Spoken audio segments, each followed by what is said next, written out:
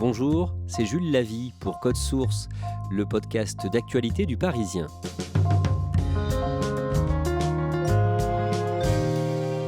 Une vingtaine d'enfants ukrainiens atteints de cancer ont été accueillis en France le lundi 21 mars. Une évacuation coordonnée par les premières dames françaises et ukrainiennes, Brigitte Macron et Olena Zelenska. Une reporter du Parisien, Christelle Brigodeau, a pu suivre au plus près cette opération et elle a pu également interroger à distance l'épouse du président Volodymyr Zelensky, une exclusivité en Europe. Christelle Brigodeau nous raconte aujourd'hui les coulisses de ce reportage et de cette interview. Christelle Brigodeau, les auditeurs de Code Source ont pu vous entendre à plusieurs reprises depuis le début de la guerre en Ukraine. Vous êtes journaliste au service Récit du Parisien, vous avez 40 ans et vous êtes parti 2 fois en Ukraine ces dernières semaines pour y faire des reportages. L'histoire que vous allez nous raconter aujourd'hui commence à Kiev, le mardi 1er mars. Ce jour-là, le matin, avec le photographe du Parisien Philippe de Poulpiquet, vous travaillez sur la résistance ukrainienne, ce qu'on appelle la défense territoriale. Oui, on veut raconter en fait comment se prépare la résistance à ces chars russes dont on sait qu'ils sont en train d'arriver ou pas très loin de la capitale ukrainienne. Et donc on essaie de trouver des volontaires qui font partie de cette défense territoriale. Donc ce sont des civils qui viennent en appui de l'armée pour par exemple tenir des checkpoints ou faire des rondes dans des quartiers. On arrive devant une caserne dans le centre-ville de Kiev. Il y a du monde et notamment on voit une jeune femme en doudoune bleue qui embrasse son futur mari en fait à travers les grilles de la caserne. Lui s'appelle Sacha, elle c'est Svetlana. Elle pleure, on a l'impression qu'elle lui dit adieu, donc je vais la voir pour discuter, qu'elle me raconte un petit peu ce qui se passe. Et cette femme va vous conduire dans son quartier, le quartier de Dorozhitchi à Kiev. Et là, vous rencontrez une autre habitante qui intervient dans un hôpital de la ville. Et ça aussi, ça vous intéresse. Là, on est donc dans son quartier de Dorozhitchi, on parle avec des habitants. Et en fait, en discutant, on tombe sur cette personne qui sort de chez elle, avec son sac à dos sur les épaules. Elle nous explique qu'elle va à l'hôpital parce qu'elle est bénévole pour une association qui donne un peu de la joie à des enfants malades, pour leur changer un peu les idées de leur quotidien qui est assez lourd à supporter. Vous arrivez devant cet hôpital, l'hôpital Okhmadet à Kiev. Comment est-ce que vous êtes accueilli ? Là, c'est la chance ou le hasard. On arrive exactement en même temps que le directeur de l'hôpital. On se présente grâce à donc, Larissa, cette bénévole qui fait un peu l'intermédiaire. Et donc, on arrive dans un hôpital qui est un peu sur le pied de guerre. Dans le hall, il y a plein de bénévoles qui prennent des bouteilles d'eau, qui entreposent des vivres pour tenir ce qui pourrait être un siège à venir. L'hôpital, à quoi il ressemble ? C'est moderne, c'est ancien ? Alors c'est un grand hôpital. L'image qui m'est venue en tête quand je suis arrivée là-bas, c'était un peu la Pitié-Salpêtrière par exemple, c'est-à-dire un endroit assez vaste avec des pavillons différents et construits à des époques différentes. Donc je crois qu'une partie de l'hôpital est un petit peu vétuste, mais la partie où nous on est allés, qui accueille des enfants, est très moderne. C'est un bâtiment qu'on peut trouver dans n'importe quelle grande capitale avec tout ce qu'il faut en termes de qualité de soins pour les enfants. On est au 6e jour de l'offensive russe en Ukraine et dans cet hôpital, vous racontez que les clowns de cette association réussissent à faire rire ces enfants atteints de cancer. Oui, on suit 2 personnes, donc Larissa, celle qu'on a rencontrée un peu plus tôt dans son quartier, et Olga. Et toutes les deux arrivent déguisées. Olga, elle a un costume d'abeille jaune et noir. Larissa, elle s'est mise des lunettes en forme de cœur rose fluo énormes sur la tête. Donc elles sont vêtues de manière à faire rire. Elles ont des ballons, elles ont des balles de jonglage et puis de quoi faire des bulles. Et en fait, elles arrivent devant les portes vitrées des chambres et font des petits signes comme ça aux enfants pour attirer leur attention. Les enfants ouvrent la porte et puis elles se mettent à jouer dans le couloir avec eux. Souvent, ils jouent à la bagarre en fait. Donc, ils se lancent les balles de jonglage ou ils jouent avec des bulles. Et c'est vraiment très enfantin et très joli à voir. Les personnels soignants, comment est-ce qu'ils arrivent à continuer à travailler dans cet hôpital malgré la guerre? Ce que m'expliquent les soignants, les médecins qu'on voit sur place, c'est que pour la plupart, ils habitent sur place en fait, parce que c'est devenu difficile de se rendre à l'hôpital. Certains habitent loin dans la banlieue. Il y a quand même des combats au nord et au nord-ouest de Kiev qui ont commencé. Donc depuis une semaine, la plupart vivent sur place et ont installé des matelas dans les sous-sols du bâtiment pour pouvoir faire face quand il y a des bombardements et des alertes. Vous publiez ce reportage avec les photos de Philippe de Poulpiquet le soir même sur leparisien.fr et c'est à lire dans l'édition papier du Parisien le lendemain, le mercredi 2 mars. Et ce jour-là, à la mi-journée, vous recevez sur Twitter un message privé surprenant. Je reçois un message du directeur de cabinet de Brigitte Macron qui me demande s'il peut me déranger 2 secondes et si c'est possible que je le rappelle. Donc c'est ce que je fais. Et il m'explique que la première dame a vu le reportage et elle voudrait contacter l'hôpital pour savoir si elle peut aider d'une quelconque manière ses enfants. Et donc vous aidez ce directeur de cabinet de Brigitte Macron à entrer en contact avec l'hôpital. Par ailleurs, toujours pendant ce reportage en Ukraine, Christelle Brigodeau, vous essayez de décrocher pour Le Parisien une interview du président ukrainien Volodymyr Zelensky. Comment est-ce que vous vous y prenez ? J'adresse une demande à son service communication. Je formule aussi une demande à des agents du service de sécurité de la présidence. Il se trouve qu'à ce moment-là, on est physiquement à côté puisqu'on a séjourné brièvement à l'hôtel Ukraine qui se trouve à Maïdan, donc la place de l'indépendance à Kiev, juste derrière le palais présidentiel. Et là, on a noué des contacts avec des personnes qui sont proches du pouvoir. Mais après, évidemment, cette idée d'interviewer le président ukrainien, à peu près tous les médias du monde l'ont eu. Et donc, je ne suis pas du tout la seule à vouloir le faire. Ces demandes d'interview ne donneront rien.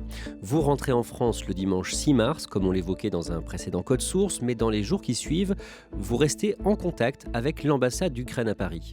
L'idée pour moi, c'est de continuer de suivre ce qui se passe en Ukraine vu de Paris. Et donc, c'est important de continuer d'avoir des contacts, notamment avec les représentants de l'Ukraine en France, à savoir l'ambassade. Et là, grâce au petit service que vous avez rendu au directeur de cabinet de Brigitte Macron, vous allez apprendre une information intéressante. J'apprends qu'un convoi est en train de se mettre en place pour essayer de faire sortir d'Ukraine les enfants malades atteints de cancer. Évidemment, on en parle parce que j'ai fait ce premier reportage et le sujet tout de suite m'intéresse. Et vous demandez une interview de Brigitte Macron ?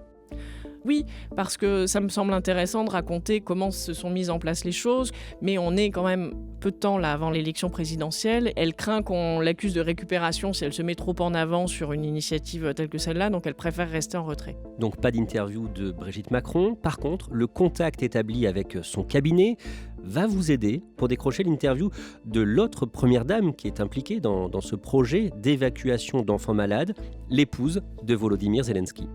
Évidemment, moi j'aurais 1000 questions à poser à Olena Zelenska, donc comme elle a à cœur de montrer que cette évacuation va se faire, c'est très important pour elle, elle accepte. En Ukraine comme en Russie, les noms de famille sont féminisés, c'est pour ça que la première dame ukrainienne s'appelle Zelenska et non Zelensky. Vous apprenez que vous décrochez cette interview précisément le jeudi 17, qu'est-ce que vous vous dites à ce moment-là ? Je suis évidemment ravie. Je suis en même temps un peu nerveuse parce que quand on a la possibilité de faire une interview comme celle-là, on a toujours peur du petit grain de sable qui fera capoter toute l'histoire. Donc oui, il y a à la fois beaucoup d'excitation et aussi beaucoup de nervosité. Christelle Brigodeau, Olena Zelenska a 44 ans, elle est très belle, elle fait penser à une actrice américaine, mais elle est productrice et justement, elle a travaillé avec son mari, comédien, sur la série qui l'a fait connaître. Oui, cette série s'appelle Serviteur du peuple. On en a beaucoup parlé là depuis le début de la crise ukrainienne parce que c'est un peu l'histoire dans l'histoire. Et Volodymyr Zelensky, il joue le rôle d'un professeur qui devient un peu par accident président de la République ukrainienne. Et elle est l'une des co-autrices de cette série. Elle l'a produite et elle était vraiment partie prenante du succès de cette sitcom. Le lendemain, le vendredi 18, vous êtes reçu à l'ambassade d'Ukraine à Paris pour parler de la mise en place, de l'organisation de cette interview qui aura un protocole de sécurité très strict. Oui, habituellement, quand on fait une interview, on la fait de visu avec les personnes. Là, évidemment, c'est pas possible, mais on essaye de réfléchir à une alternative, donc une interview en visio ou à minima par téléphone. Mais là, on m'explique que c'est même pas la peine d'insister, c'est pas possible, parce que pour des raisons de sécurité, il ne faut absolument pas qu'on sache où se trouve la première dame ou qui est le moindre moyen de télécommunication qui puisse donner un indice à l'ennemi. Donc tout se fera par écrit, par l'intermédiaire d'une personne qui s'appelle Tetiana, qui fait partie de l'équipe d'Olena Zelenska et qui sera mon interlocutrice et par qui tout passera. Elle me demande de lui envoyer les questions par mail et elle-même me fera les réponses par mail. Tout cela pour ne pas être tracé et repéré. Et donc vous envoyez, Christelle, votre liste de questions. Que se passe-t-il ensuite ? J'attends. Il y a des moments où c'est pas évident d'échanger avec l'équipe de la première dame ukrainienne, mais on sait qu'il y a un contexte évidemment de guerre, de bombardement. Il y a d'ailleurs un moment où je pose une question à son équipe. On me dit on vous répondra plus tard. Là, ça tire, on peut pas vous répondre. Moi, j'ai pas moyen de vérifier la véracité de ce qu'on me dit, mais en tout cas, je suis forcée d'attendre. Je finis par avoir les réponses à mes questions sur ma boîte mail le dimanche matin. On est donc le dimanche 20 mars. Au matin, vous recevez les réponses à vos questions. Qu'est-ce qui vous frappe dans ces réponses? D'abord sur la forme. Alors, elles sont longues. Bon, ça, on a l'habitude que les gens aient tendance à répondre de manière assez longue. Mais là, les réponses sont très longues. Mais ce qui me frappe aussi au niveau de la forme, c'est ce côté très chaleureux, ce ton très humain, cordial qu'elle a habituellement par écrit. On a tendance à avoir des réponses très formelles, un peu langue de bois. Et là, on a vraiment l'impression presque d'une amie qui vous parle. Et sur le fond, qu'est-ce qui vous marque dans ce qu'elle dit? Ce qui me marque, c'est la réponse à la question que je lui pose sur ce qu'elle a à dire au peuple russe. Et elle répond qu'elle veut s'adresser aux mères des soldats russes. Et elle dit notamment qu'elle sait que Vladimir Poutine a promis des compensations pour la perte de soldats. Elle dit: je ne vois pas ce qui peut compenser la perte d'un enfant. Et elle ajoute: pour ceux qui sont d'accord avec le président Poutine, je n'ai rien à leur dire. Ce qui montre quand même qu'elle est la première dame d'un pays en guerre et en guerre totale contre son ennemi, la Russie. À propos de son mari, le président Volodymyr Zelensky, qu'est-ce qu'elle dit? Alors évidemment, elle dit qu'il est un exemple pour elle et pour tout le peuple ukrainien. Elle dit aussi à un moment, parce que je lui pose la question de savoir si elle est étonnée par le sang-froid dont il fait preuve et qui a marqué un peu toute la communauté internationale depuis plusieurs semaines. Et à cela, elle dit: est-ce que je l'admire? Oui, tous les jours. Est-ce que ça me surprend? Non, pas du tout. Ensemble, ils ont deux enfants, une fille de 17 ans et un garçon de 8 ans. Et donc, elle ne dit pas du tout où elle est? Non, j'insiste parce que pour moi, c'est quand même important d'avoir la confirmation de la part de la présidence ukrainienne qu'elle se trouve en Ukraine. Parce qu'à ce moment-là, il y a des rumeurs insistantes qui font aussi partie de la désinformation sur les réseaux sociaux, disant que la première dame ukrainienne aurait fui le pays, qu'elle pourrait être en France ou n'importe où. Moi, j'ai pas moyen d'aller vérifier sur pièce qu'elle est bien en Ukraine, mais il faut qu'elle me le dise. Son entourage me répond que oui, elle est dans le pays, mais qu'on peut pas en dire plus. Le Parisien veut publier cette interview en même temps que votre reportage à venir sur l'évacuation d'enfants ukrainiens malades, cette opération qui se prépare ce week-end-là. Et le lundi matin, vous apprenez que leur arrivée est prévue pour le soir même à Orly. Au départ, vous étiez la seule journaliste informée de cette opération, mais finalement beaucoup plus de journalistes sont mis au courant. Il faut dire que c'est la première opération du genre pour la France, donc le gouvernement français, notamment le ministère de la Santé, qui a un large rôle à jouer dans cette opération, a envie de faire savoir ce qu'il fait. Donc d'autres journalistes sont mis dans la boucle, notamment l'AFP, des chaînes de télévision, des radios. Qui sont ces enfants que l'on attend en France? Alors ils sont une vingtaine, ils viennent de différents hôpitaux d'Ukraine, pas uniquement de Kiev, mais ils ont tous pour point commun d'avoir été obligés de fuir leur pays parce que sinon ils ne pouvaient pas avoir les soins nécessaires à leur maladie. Vous attendez donc leur arrivée à Orly, près de Paris. Il est 18h32 quand l'avion en provenance de Pologne se pose sur le tarmac. Et vous êtes avec une équipe de la Croix-Rouge.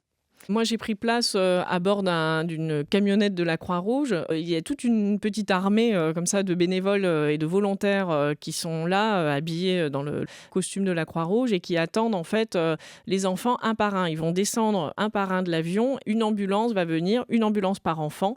Donc moi, je suis à bord de l'une d'elles. Et donc, vous rencontrez l'une de ces enfants évacuée d'Ukraine, Véronica, qui a 6 ans. Est-ce que vous pouvez nous la décrire? Alors c'est une petite fille assez petite pour une enfant de 6 ans qui n'a plus de cheveux parce qu'elle subit une chimiothérapie qui a fait tomber ses cheveux blonds. Elle est un peu pâle. Elle est habillée en rose comme pas mal de petites filles là, qui descendent de cet avion dans les bras d'un monsieur, je pense que c'est un volontaire qui l'aide à descendre les marches et qui la place dans l'ambulance. Elle souffre d'une grave leucémie qu'on lui a diagnostiquée il y a relativement peu de temps. Oui, sa mère connaît la date absolument par cœur, comme une date de naissance. C'est le 19 novembre, le jour où sa fille a été admise à l'hôpital, donc à Zaporijjia, dans le centre du pays. Et elle s'est retrouvée en réanimation, en fait, très très mal. Et c'est à l'occasion de ce malaise qu'elle a fait qu'on a découvert qu'elle souffrait d'une leucémie grave. Sa mère, qui se prénomme Yana et qui a donc fait le voyage avec sa fille, Véronica va être accueillie et soignée à l'hôpital Robert Debré à Paris. Elle va faire le trajet entre Orly et l'hôpital avec sa maman, donc en ambulance. Et vous les accompagnez dans cette ambulance. Je suis aussi en compagnie d'une jeune femme qui s'appelle Clélia, qui est une secouriste de la Croix-Rouge. Et Clélia est assise sur le brancard avec Véronica. Et en fait, pendant tout le trajet, Véronica va essayer de jouer, de communiquer avec nous. Elle fait des petits cœurs avec ses doigts. Elle essaye de dire des choses. Alors, on passe par Google Trad sur les téléphones pour communiquer parce que c'est pas évident. La maman ne parle pas anglais. Nous, on parle pas ukrainien. Mais on arrive quand même à communiquer avec le sourire et puis avec les mains. Décrivez-nous l'arrivée à Robert Debré, dans le 19e arrondissement de Paris. Alors on arrive pas tout à fait à Robert Debré, mais juste à côté, à la maison de parents, qui est une structure qui accueille les parents d'enfants gravement malades et qui leur apporte un soutien à la fois psychologique et puis matériel. Il est 20h30, c'est le moment pour la famille de se poser, parce que Véronica voyage avec sa mère, mais aussi avec son grand frère. La famille est accueillie donc par Muriel, qui est la coordinatrice de cette maison de parents, qui a prévu des petits sacs avec des friandises, des jouets, tout ce qu'elle pouvait trouver pour les mettre à l'aise. Il y a vraiment une atmosphère chaleureuse, maternelle, très reposante pour la famille qui se met en place autour d'eux tout de suite. Et là, la mère de Véronica relâche un peu la pression. Oui, elle s'assoit donc dans cette salle commune de la maison de parents. Ses enfants sont en train de manger des bonbons, ils sont tout contents, ils lui en proposent et elle, en fait, elle se met à pleurer. Là, elle ouvre vraiment les vannes. On sent qu'elle réalise à ce moment-là qu'elle est partie, en fait, qu'elle a quitté l'Ukraine. Ils ont voyagé pendant 10 jours, c'était 10 jours de stress. Là, elle sait qu'elle est en sécurité. Elle sait aussi les échéances qui arrivent, les échéances médicales pour sa fille, qui n'est pas du tout hors de danger. Elle a une fille qui est restée là-bas, en Ukraine. Et on sent tous ces sentiments mélangés qui sortent d'un coup. Cette maman, Yana, on imagine qu'elle est reconnaissante envers la France ? Elle est très reconnaissante et en même temps, elle a très envie de retrouver son pays et elle m'explique que dès que ce sera possible, elle rentrera.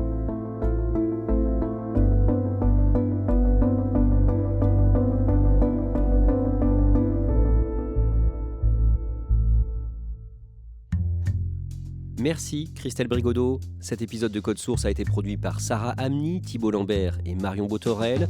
Réalisation Julien Moncouquiol. Code Source est le podcast d'actualité du Parisien. Un nouvel épisode chaque soir de la semaine. Pour n'en rater aucun, n'oubliez pas de vous abonner sur votre application audio préférée. Vous pouvez nous contacter sur Twitter @codesource ou nous écrire directement codesource@leparisien.fr.